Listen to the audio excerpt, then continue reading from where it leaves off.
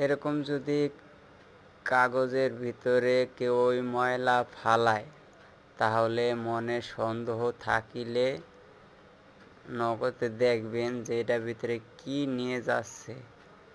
কারণ এরকম কালো পলির ভিতরে অনেক কিছু মেরে ফালাইতে পারে, কিন্তু তাও আমি সন্দেহজনক করেছিলাম। পরে দেখি ময়লা এটার ভিতরে, কিন্তু আমার সিঁড়িটা দেখেন পুরা নোংরা করে ফেলাইছে। পরে তো যাইয়া ধরছি যে এগুলো কিসের ময়লা। তারপরে কয় ফ্রিজ টিরিজ পরিষ্কার করছে তার ময়লা, কিন্তু দেখেন তো আমার সিঁড়িটা পুরাই নোংরা করে ফেলাইছে। তাই ভিডিও করে ছাড়লাম।